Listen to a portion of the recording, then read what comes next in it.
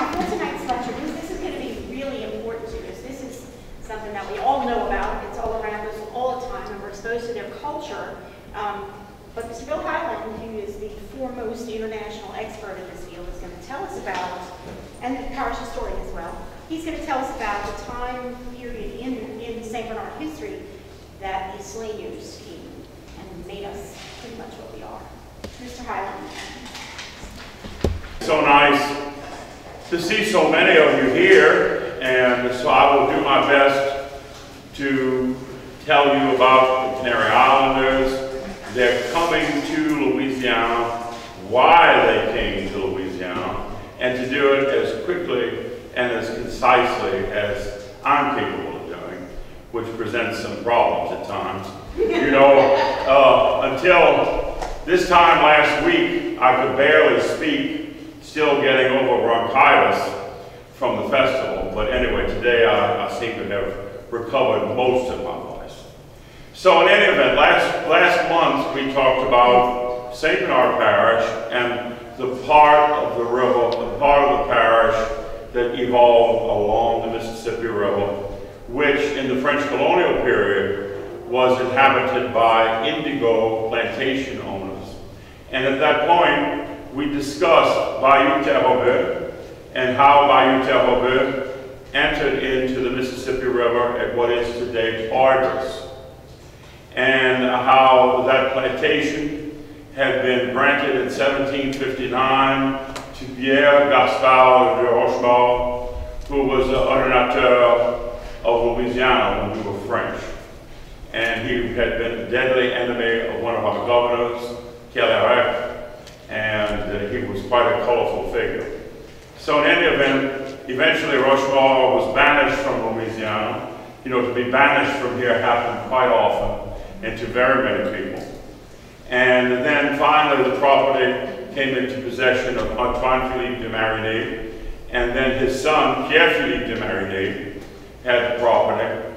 And by this time, this was in 1778, he had become very close to his brother-in-law. Pierre Marigny had married Detrayon, or as we mispronounce it, Destrehan. And his wife, Jeanne-Marie Detrayon, had a brother who had married Félicité de Saint-Maxent. Her brother died. And what did Félicité do but turn around and marry Bernard de Galvez, Governor Galvez, the governor of Louisiana at the time. And Galvez was a brilliant, charismatic man. He was a master of many languages. He spoke French, Portuguese, Spanish. He could communicate in English and had some working knowledge of it as well. And of course, like many really all of the Spanish governors until Casacalvo, after O'Reilly, he married a Louisiana French Creole. So because of this connection between the Marigny family and Galvez, Galvez approached Pierre and he asked him to donate the property behind the cultivated area on his land grant.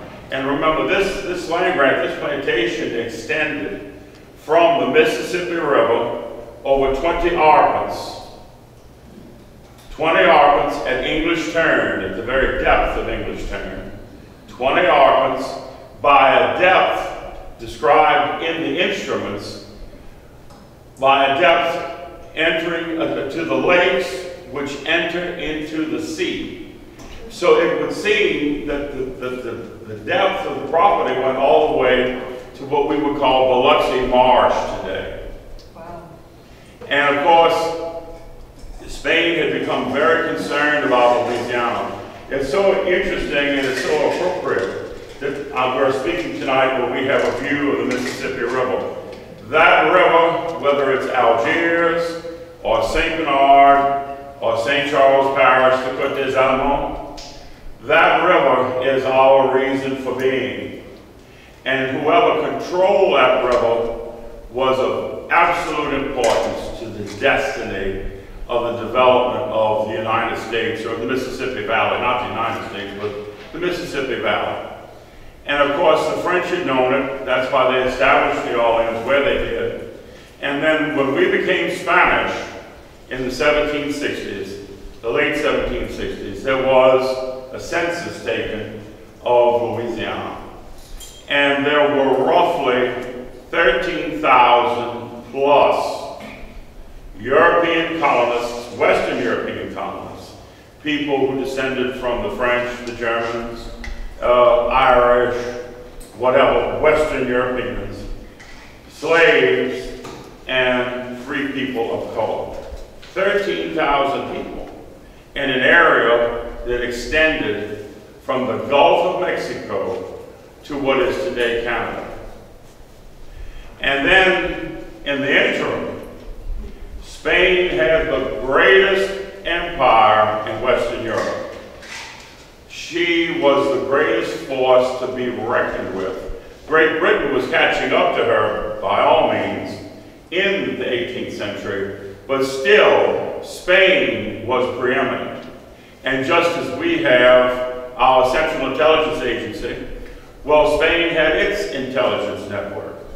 And through that network, Spain learned that Great Britain was mapping the approaches to the river and to New Orleans, and that indeed the British had maps of the Mississippi River and the course of the river from its mouth to north of what is today St. Louis. Captain Philip Pitman in 1770 published a memoir in Great Britain about Louisiana, explaining the different people who lived here, the different advantages and disadvantages of the fortifications. So there was absolutely no question in the Spanish mentality that Great Britain was planning to capture New Orleans. And remember, whoever held New Orleans controlled the mouth of the Mississippi River. Remember, as I mentioned in my last lecture, Jefferson didn't want to buy Louisiana. All he wanted was New Orleans. Because he knew whoever held New Orleans controlled access to the mouth of the river and ultimately controlled access to the Mississippi Valley. So, what did Spain do?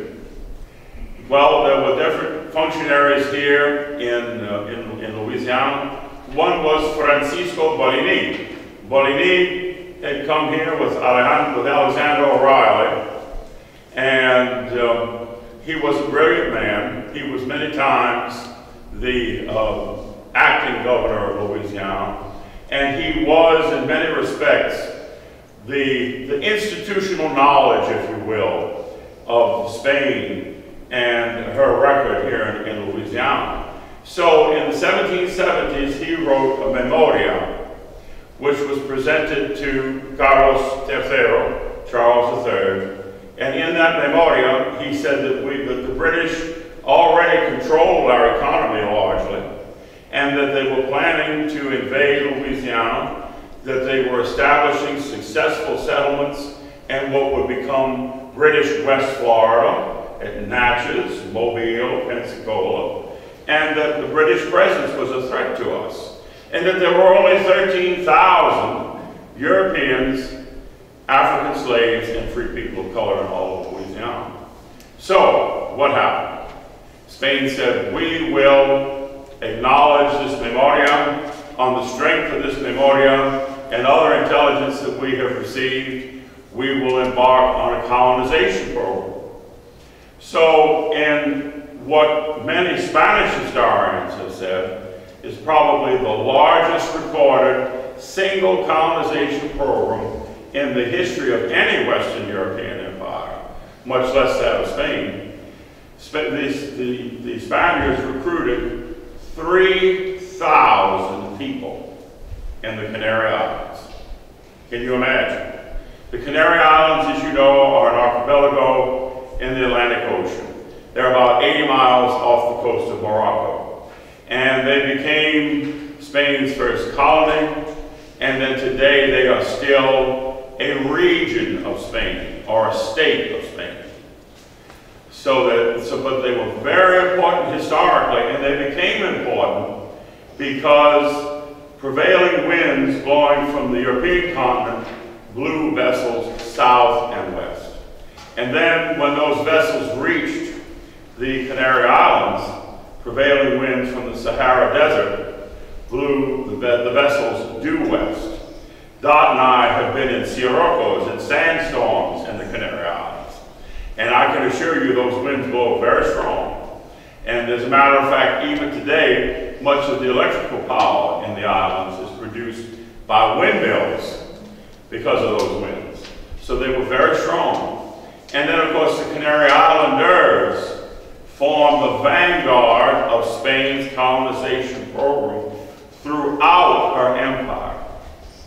So that Venezuela is jokingly called the 8th Canary Island because so many Canarios were settled there. Jose Marti, the liberator of Cuba, his mother was from Tenerife. San Antonio, Texas was founded by Canary Islanders in 1731. And I could go on and on and on. So, the Canary Islanders came here, they were recruited in the islands. Recently, I have had occasion to be reviewing some correspondence from the municipal archives in Tenerife, in La Laguna. And I have actually read over, these were documents that we actually had requested in 2011 when Dot and I were last there together. And in these documents, we have the accounts of the different mayors of the cities in Tenerife, in La Palma, which is another one of the islands, and in La Gomera. And one of the things that I find so striking, I was reading over the account of the president of the Cabildo in Tenerife in 1778. And so he sent out to the mayors of the different cities which were yielding colonists to Louisiana a questionnaire of sorts. We would call it a questionnaire. Well, it seems that the people who were recruited were all agile. They were all physically healthy people. They were all described as hombres blancos, so white people. They also were farmers. But on the other side, it said that many of them had insufficient clothing to come to Louisiana, that the Spanish government had to provide many of them with clothing. And then the president of the Cabildo, who was the Marqués de Favaloro, wrote to one of the mayors, I think it was the mayor of La Orotava, and he said, why is it that so many people are leaving La Orotava and Cabo de los Vinos, where we have many ancestors, La Laguna? And the response from the mayor of La Orotava was dolor, misery. Because these people, unfortunately, had been living in the islands. They were living in stone houses, no windows, no doors, thatched palmetto roof, or palm roof, I should say. Now remember, in the Canaries, that makes a little difference, because on average, there are 2 inches of rain per annum in the islands. So they could, they weren't living the way that we would live here with water. And as a matter of fact, there was an elaborate system in the islands of water rationing. It was you could still see the vestiges of it today in what we would call French drains. And they would obstruct sections of these drains in front of people's properties, and they would go and get their water for the day. The typical food, or the typical dinner that these people had was one of gofio. Gofio is a grain which the Aboriginal people ate, and which is still consumed in the islands, and which many people don't like. I think it's delicious, but I'm in a minority. I know Dot can't stand it. I had a dessert there with it. Yeah, but I think it's really interesting. But anyway, they would make a rule of that. If they got a loaf of bread, it was really remarkable. They lived off the small game that was available to them. And remember, these islands are very, very small, prone to drought, prone to epidemics, and very often the population of the island would grow to such an extent that the natural environment of the islands could not sustain the population growth. So it was necessary periodically to bring people out of the islands. And then there had been a decade-long drought which complicated things in the islands. So for a variety of reasons, the Canary Islanders were delighted to leave there. And then when they left, when they were farmers, they were excellent farmers. They farmed in terraces on the sides of volcanoes, because of course the islands are volcanic in origin. So just think, leaving stone huts with palm roofs, no doors, no windows, dirt floors, very little clothing, farming in rock, and then coming to Louisiana. Not 2 inches of rain, not 2 inches of rain on average, but 60 inches. Right. No rock at all. Nothing but wonderful alluvial soil. It was a great transition that they had to make. But still, what an improvement. And then of course they actually came to houses that the Spanish government built for them here. And we'll talk about those later. But they actually had doors and windows.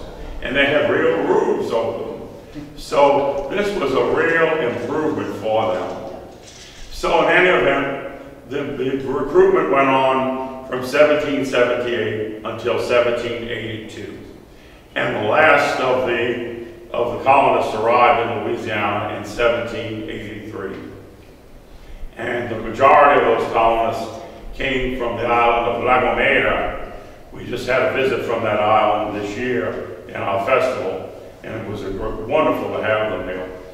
So in any event, many of them, though, were marooned for several years in Cuba. Because remember, from my last lecture, you had 2 great-grandsons of Louis XIV reigning in France and Spain simultaneously. And there was a familial pact between the 2 branches of the Bourbon family. So when France decided to come into the war on the side of the United States, or to promote the birth of the United States, Spain followed suit. And so as a result, Spanish ships became prey to the British. And as a matter of fact, I think 2 or 3 of the vessels coming from the Canary Islands were spotted by the British and were captured by the British. Isn't that something? So in any event, there were many of them who stayed, particularly in Cuba. And then when they finally came to Louisiana, the Canary Islanders, there were some Cubans or people who had been living in Cuba who came with them. One of those persons was Manuel Solis, who is an ancestor of many people in this room. He was born in Holguin in the island of Cuba, but he came here with the Canary Islanders. So then when the Canary Islanders came, they were settled in 4 locations surrounding the city of New Orleans. And these locations were along waterways that led to Barataria Bay. In the case of St. Bernard, led to Lake Borgne and to the Mississippi Sound. In the case of Valenzuela, which is today Donaldsonville, that waterway was Bayou Lafourche. It went all the way down practically to the Gulf. And then, of course, the first of the settlements was Galvestown. And Galvestown was the only one of the settlements that was actually laid out the way the city of New Orleans was, with a street bridge. The other settlements all followed the traditional rural French plan of having long lots granted along bayou frontage. So when the Canary Islanders came to St. Bernard, Pierre-Philippe de Marigny and his first cousin, Pierre-Denis de Laron, and Charles Fagot, who became the first parish judge of St. Bernard, were three of the people who had worked to actually assign the lots to the families. And the lots were assigned according to the size of the family. The larger the family, the larger the size of the lot. So the largest size lot, or land grant, facing Bayou Terre-Haute was 3 arpents. The smallest was half an arpent. And they all had the ordinary depth of 40 arpents, which is roughly 1.5 miles in depth. Now, it's a little less than that. So in any event, they came, and then they were busy clearing their land. The Spanish government gave the colonists livestock, tools. They gave them bolts of cloth, leather. In the Archivo General de Indias, you can see the Libros Maestros, wherein what was given to each family as it came not only to St. Bernard, but to all the settlements, is recorded. And not only is the name of the head of the family recorded, but also the name of the wife and the children, their names and ages. So it's a very valuable document. So in any event, by the mid-1780s, the Canary Islanders were having reasonable success as farmers, planting of vegetables. And by 1789, the subsidies from the Spanish government, which had begun in 1779, were removed because they were no longer needed by the inhabitants, because it seems that they were sufficient, they were self-sufficient. They were not living a life in the lap of luxury, but they were self-sufficient by virtue of their industry. So then, of course, in 1785, we had St. Bernard Church established. St. Bernard Catholic Church was the first Catholic church parish, ecclesiastical parish, established downriver from the city of New Orleans. And it was the church of the Canary Islanders. The cemetery that evolved around the church was the burial ground of these Canary colonists and their descendants. And I'm very happy to report that we've made some interesting new discoveries, if I might talk about that. In 2001 or 2, Tony Fernandez had an archaeologist friend of his use a process called thermal imaging. And he actually found the original colonial cemetery, which was on the actual church grounds and not where the cemetery is today. And then, of course, we had Katrina. The archaeologist died. We don't know what happened to his papers. He worked with Jill DeCubic, who has Earth Search and who is a PhD archaeologist. Jill lost all of her papers in her office in Katrina because she had an office uptown and it was flooded in Katrina. So then we had a problem in 2015. The priest who was there, very nice fellow, and undoubtedly very well-meaning, wanted to expand the church over the site of the burial ground. So then, of course, Tony Fernandez became unhinged, as did all of us, and he was able to stop the priest from doing that. But then in the interim, he said, we've got to document this again. So with the help of a group out of Baton Rouge, we've had a new archaeological survey done, and using radar, they found the graves a second time. Wow. But this time, we have a written report. It's been reported to the state of Louisiana, so that it now is an official archaeological site of the state of Louisiana. And in the future, no matter which well-meaning Roman Catholic priest comes to be pastor of St. Bernard Church, he will not be building over a colonial cemetery. All right. So we're very happy about that. So, and there'll be more to talk about with that. And you know, Curtis, the archaeologist, will be happy to come here with the PowerPoint and do the topic justice. So anyway, at the church site in 2002, and we found again, at the church site, there was another building, and it measured 12 by 33, and it had a brick foundation. That building was the commandant's office. And from 1785 forward, the commandant had his office, from what we can tell, there at the St. Bernard Church. And then after we became American, that commandant's office was the first courthouse of St. Bernard Parish. And it remained the courthouse until 1849.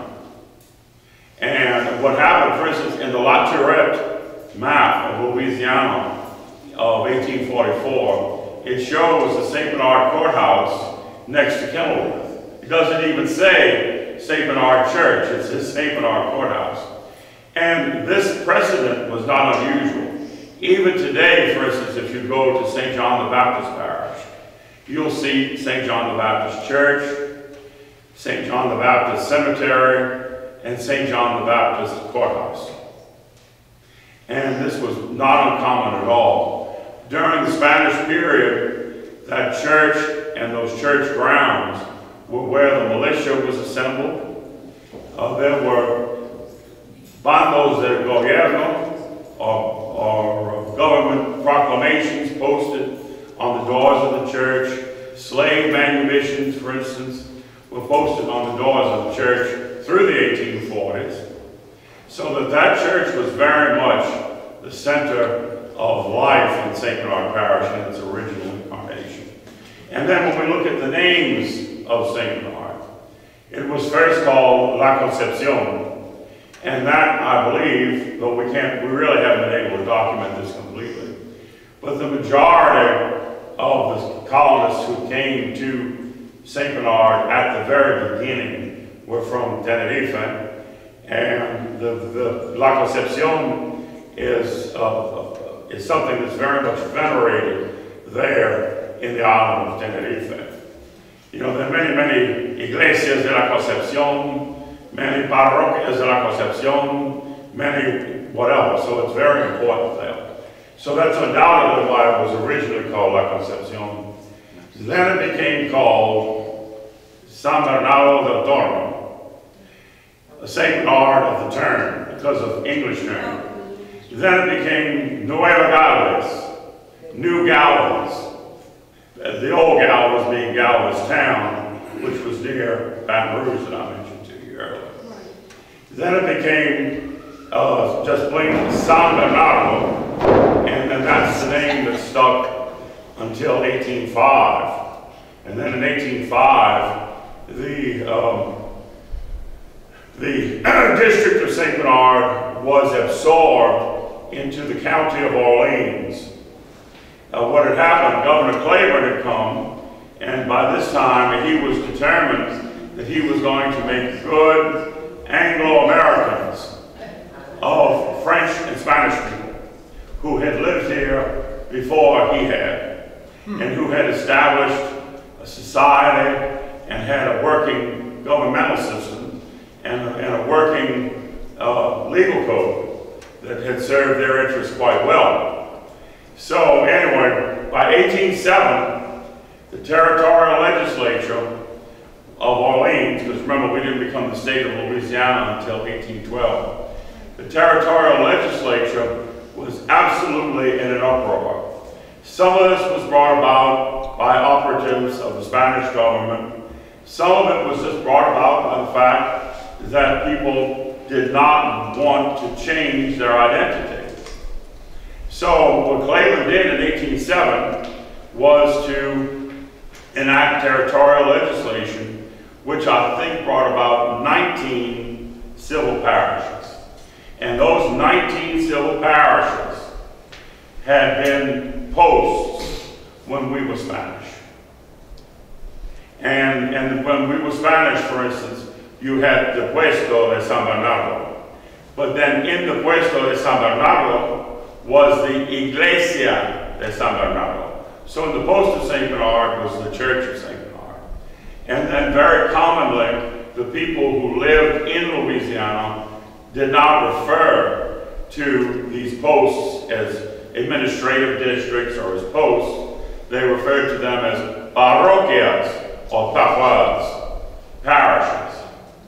And so that's how the civil parish came to be. And then, of course, when we had been Spanish, and then when we had been French, these posts had commandants.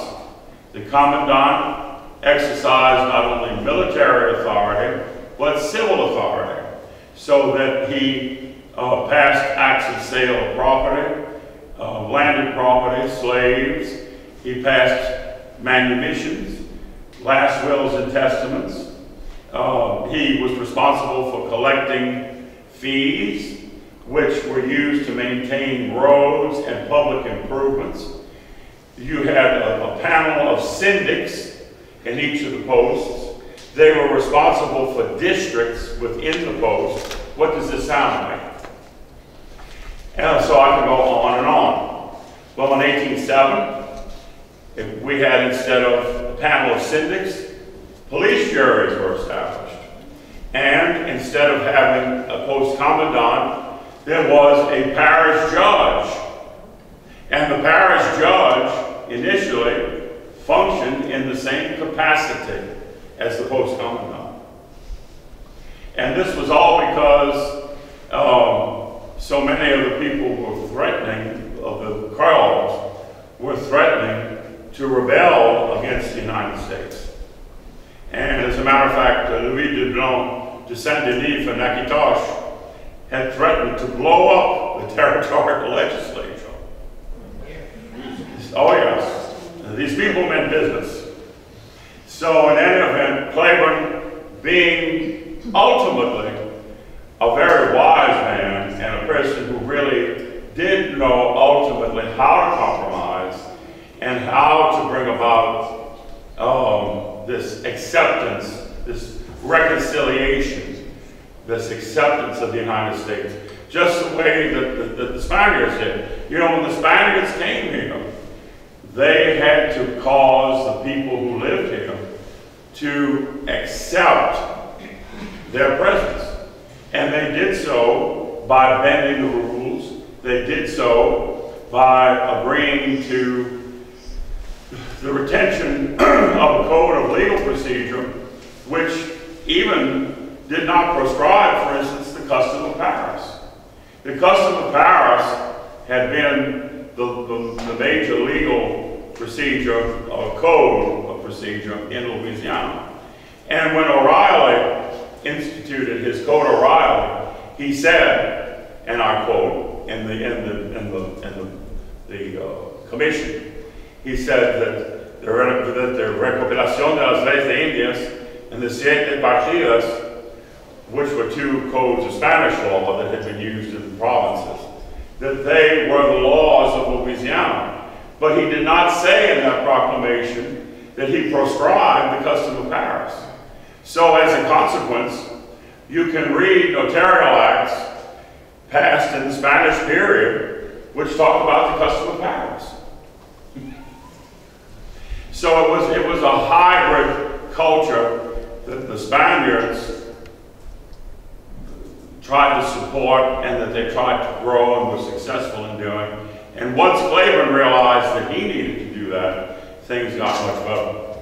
So, and then of course the other thing that happened in 1807 was not only were there 19 civil parishes established, but then also Louis Barrault-Olivet, who was from Saint-Domingue, which is today Haiti or Haiti, he was commissioned to put together the Code of Civil Procedure for Louisiana. And when you read his code, there are many, many allusions throughout it to Spanish civil law. So in any event, here I digress, forgive me. But I had to try to explain that so that you would understand St. Bernard, the fact that in the colonial period, there was a government here. We had a government, and the government functioned in a community which was called St. Bernard, which had its separate jurisdiction. And then, of course, when we became American, in large measure, that whole structure was brought forward into the American period, and it continued that way into the 1840s, where you had a parish judge who had the same powers and the same prerogatives just about as a post-commandant. The only thing, by the 1820s and the 18-teens, there was no longer a militia under the control of the parish judge. That had passed to the government of Louisiana and the governor of Louisiana. So, continuing, when the Spaniards came, I mentioned the houses that were built. These houses measured 12 by 26. The contracts for the houses are in the Archives General of the Indies. The Spanish government contracted with Francois Chauvin de Léré, and to build the houses, over 350 of them. He also built the first St. Bernard Church, and Francois Chauvin de Léré described the houses as having 2 rooms with a gallery, or as we would say today, a porch in front and a porch in back. And it seems that we have perhaps the only surviving house, the Stoppenwall House, that was built by the Spanish government at our museum complex. So that's something that we're very proud of. And then, of course, eventually most of these houses were either destroyed or they burned. In some instances, they were added on to, incorporated into larger structures. Very often, as the farmers acquired more wealth, they would build brick between post houses, and they would get rid of the mud and moss houses.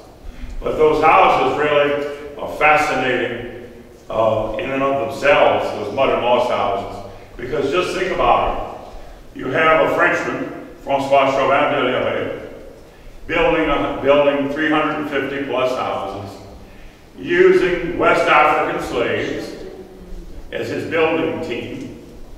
And then the West African slaves are using boussiage, which was a building material which the Europeans learned about from the Native Americans, to house colonists from Spain. So in that one house, you see in microcosm the diversity of Louisiana. And I think that's a very interesting point. So in any event, by 1803, these Laniers were feeding the city of New Orleans. They were bringing cabbage, greens, beans, sweet potatoes, corn. Most of the poultry coming to the French market in New Orleans was raised in St. Bernard. So that it was really quite prosperous. And then, of course, in the 1780s, Manuel Solis from Cuba, who had come here with Canary Islanders, according to Pierre Clement de La Salle, who was the Napoleonic emissary sent here to receive Louisiana from Spain, he says that Solis came and that he and other Canary Islanders brought with them sugar cane from Cuba, that they planted it here in St. Bernard, and that their first objective was to make rum. But then it dawned on them that they could also granulate sugar, and Solis, who was a Cuban, and then the clerk of the Cabildo, who was also a Cuban, Antonio Mendes, the two of them formed a partnership, and they succeeded in granulating sugar in 1787 at what is today Woodlake, or what we would say Monterrey. in the eastern part of St. Bernard Parish. They ran out of money. Vauvert bought them out and bought out their apparatus. And so it falls to Vauvert today the credit for making a successful birth of the sugar industry and sugar granulation in Louisiana. But St. Bernard and the Canary Islanders play an important part in that evolution. Also, when we look at the Canary Islanders, by the late 1700s, already a few of them were making some headway financially. One of the ones was Juan de Acosta. Juan de Acosta is the ancestor of the Acosta family, the progenitor of the family. He's buried at St. Bernard Cemetery with his son Roque, and he had acquired enough property that he was beginning to cultivate sugar cane in the late 18th century. Another family, which emerged early on as a very prominent family, was the family of Felipe Marrero. The Acosta family came from Fuerteventura, and they're still there today. The Marrero family came from Tenerife, from a town called Granadilla. And Felipe Marrero, by the early 1800s, was making a great deal of money, considerable money, cultivating sugar and granulating it. His descendants, Felipe's descendants, include Louis Marrero, who left St. Bernard during Reconstruction, became sheriff of Jefferson Parish, and founded Marrero in Jefferson Parish. Of course, another family that I'm very proud of, and that I've always been very interested in, is the Nunez family. And they emerged also early on, excuse me, as people of some wealth. And by 1800, Esteban Nunez, who was the progenitor of the family in St. Bernard, Esteban Nunez had 3 farms, and one of them was a sugar plantation, again in Woodlake. And he had a master house, and he had different outbuildings. When he died in 1828, his estate in 1828 was appraised at more than $20,000, because he also had property in the Orleans, and that was a good bit of money in those days. He also had slaves. As a matter of fact, Marrero, all of these wealthy people were slave owners. And then, of course, we also had free people of color who lived in St. Bernard Parish. One of them was Pierre-Philippe de Marigny's natural daughter. Her name was Eulalie Mondeville, and she was a planter here in St. Bernard. And at one point, she had 15 slaves, although she also worked as a marchand in the Orleans. You know, for some of the Spanish people who were here, like Roy and like Corberel and Dot, you may remember our people talking about the marchante, the man who would come, the merchant, who would come, either with a truck in our time, or before that, he would use a horse and carriage. Well, that whole tradition began during the Spanish period, and many of the free people of color were marchands. And Eulalie Mondeville was very successful in her business that way. And then, of course, we had the Salmon brothers, who came from St. Charles Parish, Hilaire and Michel de Salmon. And they had property throughout St. Bernard Parish, much of which they subdivided. They were also sugar planters here and slave owners. So you see, it was quite a diverse population that we had in St. Bernard. By the time that the British finally fulfilled the destiny that Spain had foreseen and invaded St. Bernard in 1814, the Spaniards were doing rather well. You know, you had the settlement of St. Bernard, or the parish of St. Bernard, and it had sugar plantations. It had many small farms. There was a great deal of commerce down there. And then the British came.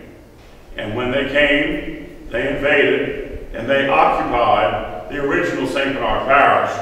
And remember, the original St. Bernard Parish began east at the eastern boundary of what would become the Poydras Plantation on Bayou Terre-Haute. So St. Bernard Parish in 1807 did not extend to the Mississippi River. It wasn't until 1810 and 11 that the boundary was extended to include Poydras Plantation, and St. Bernard finally reached the Mississippi River. But in any event, so the British came, they plundered all of the plantations here in St. Bernard. Sugar plantations, all the farms. And these Lanios, many of whom fought in the 3rd Regiment of Louisiana Militia, which during the Spanish period had been the volunteers of the Mississippi, they lost very, very much. It was a great tragedy for them.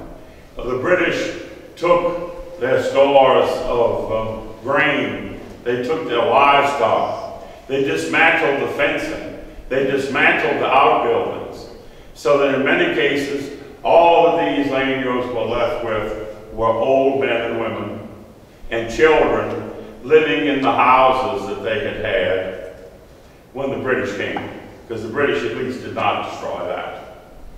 And then, of course, in the time, 1815, without radio, without television, without computers, internet, Jackson really had no confidence that the British would not return. So he kept the militia regiments all mustered well into 1815. And the result of that was that many of the farmers were unable to return to their farms and to begin the process of rebuilding and recovering. And as a matter of fact, it was so bad that the Abbé Dubourg, Louis-Guillaume Dubourg, was the Bishop of Louisiana when we became American. He was also a Saint-Domingue, someone from what is today Haiti. And he wrote this wonderful letter that Tony Fernandez found in the National Archives to General Jackson. And he said that the plight of the people of Terre-Haute was deplorable, that they were living in an unspeakable misery.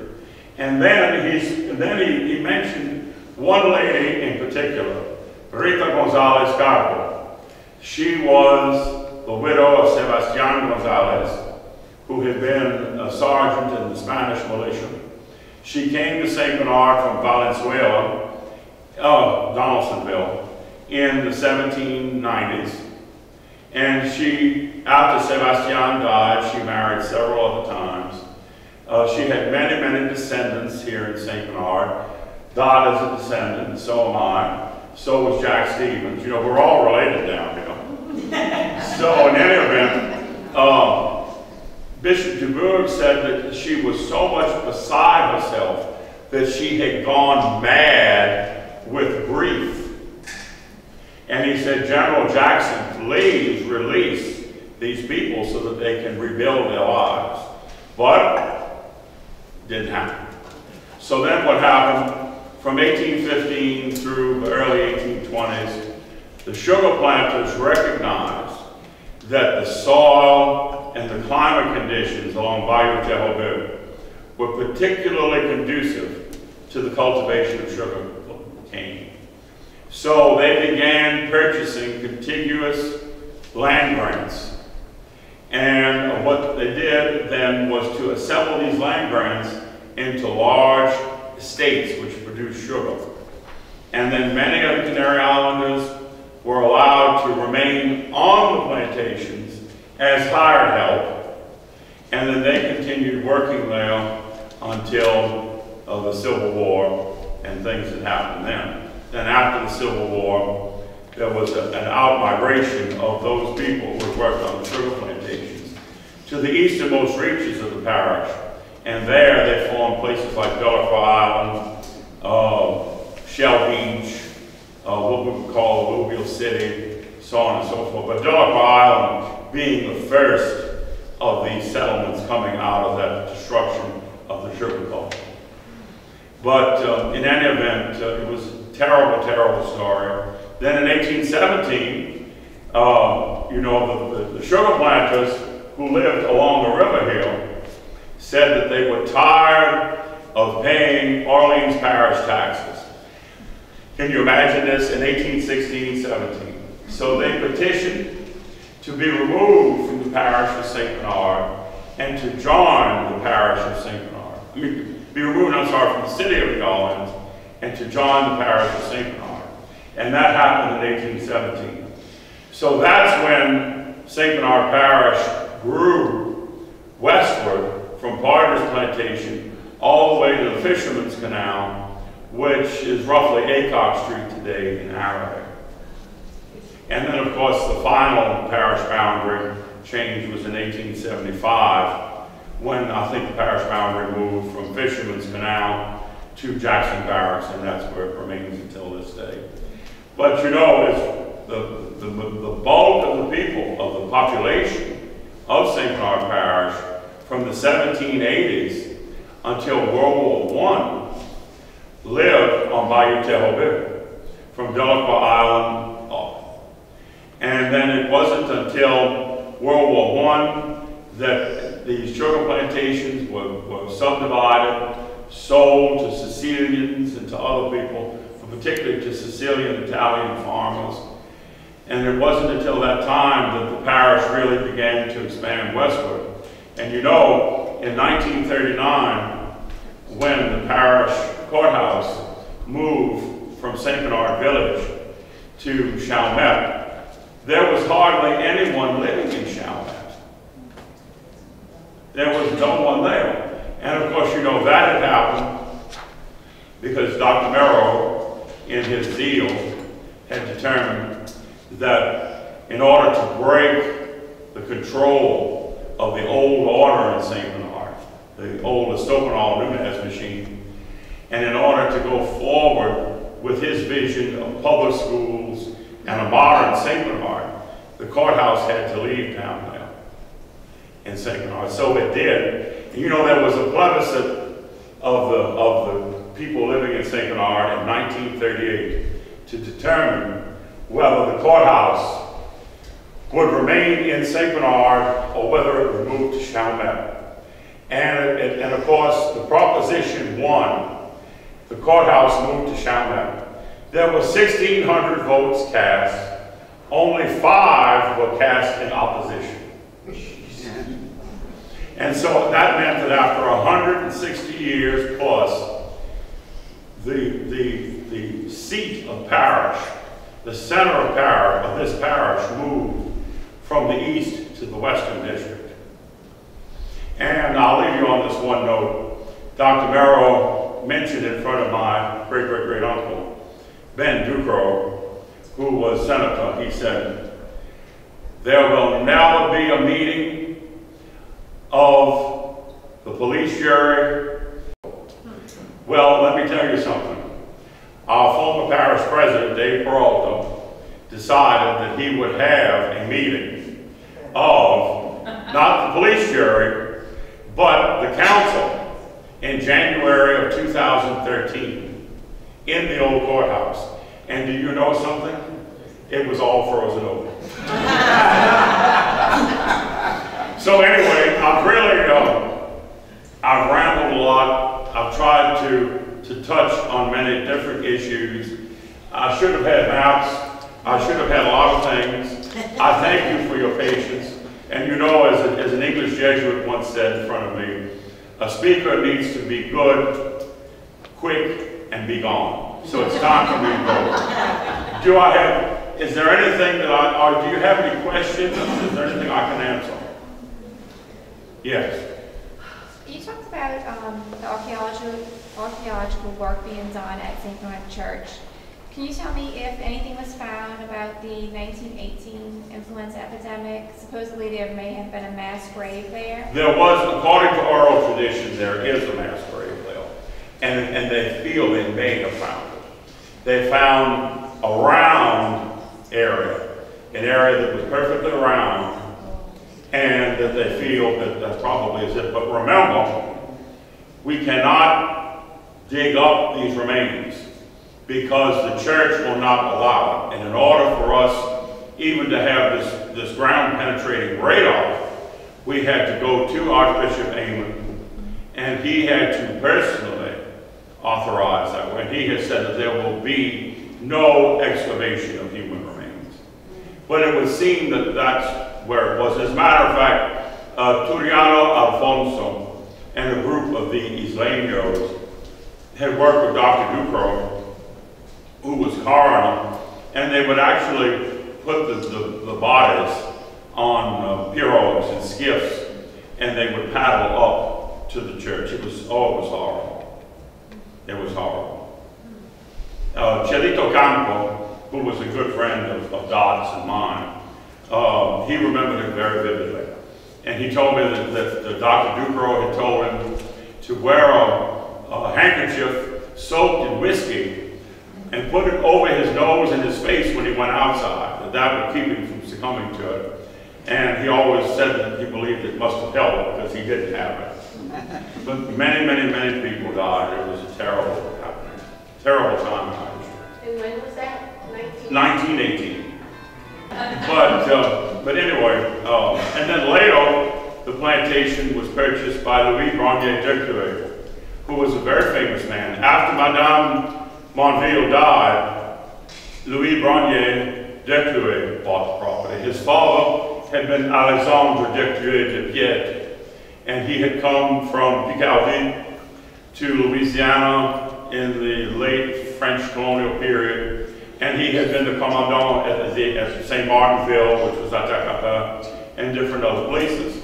Well, his youngest son was Louis, and Louis became an ardent Spaniard. So he purchased the property, but then, of course, he was rather haughty. So it angered him that the Isleños were going through the royal road, which went through his property. So he had his slaves cut down a huge cypress tree, and they obstructed the roadway. So then the Isleños had to go through the wetlands. There they would meet the cimarrones, the runaways. The runaways would attack them, steal their property, steal their vegetables. So then Antonio Mendes and the Isleños all brought suit against Brognier d'Ecluet. I have a copy of the lawsuit from the Cabildo. It's wonderful. In 1803, just before we became American, they all petitioned the Cabildo for relief, and very few of them are able to sign their names. Esteban Nunez, for instance, made his mark. Others made their marks. But anyway, long story short, these Isleños saw that they were getting nowhere after 3 years of fighting in the Cabildo, getting nowhere in the legal system at the time. And of course, De La Ronde by this time was a member of the Cabildo, and the lawsuit had been assigned to him, but he recused himself. So, because no one wanted to take on Brognier d'Ecluet. So you know what these Isleños did? They destroyed all of Brognier d'Ecluet's fences. They burned one of his barns, and they made a road through his property. So that was the resolution of it. And then, of course, in 1804, we see that Louis Brognier d'Ecluet has the plantation for sale. And then it changed hands several times and then became partners. Interesting history, isn't it? Rather colorful. Any other questions? Yes. In the original Louisiana Purchase, what we call today the Florida parishes, were owned by Spain. Right. When were they acquired into the United States after the Louisiana Purchase? They rose up and they established a Republic of West Florida. I think that was about 1811 or so. And it was very short-lived. And then ultimately it was incorporated into the state of Louisiana. Again, over much opposition on the part of the Creole French and and Spanish who were here. Because they considered that place, you know. I was wondering about that. Yeah. Okay, thank you. And as a matter of fact, is it the 95th parallel? I can't remember. But that line that runs east-west from the Mississippi River to Pearl River, do you realize that was established by the Treaty of San Lorenzo Oh, in 1795? Yeah. So, any other questions? Yes. What's the year the courthouse moved to Chalmette? 1939. My aunt lived right not too far away from it, and I couldn't remember when I go visiting the courthouse or not. Oh no, it was there by then, but it was very different. You know, that courthouse was designed by Solis Seifert. It was there. Yeah, it really was one of the finest Art Deco buildings in Louisiana. And of course, you know, Solis Seifert was the junior partner in the firm of Weiss, Dreyfus and Seifert, and among other things, they designed the state capitol in Baton Rouge. And when you go in that Capitol building, you can see many details and many materials in that building that are identical to ours. You don't know when it became St. Bernard High. St. Bernard, all right, well, it was first St. Bernard Schools. What happened, Bow Brothers of all things, no, Favreau.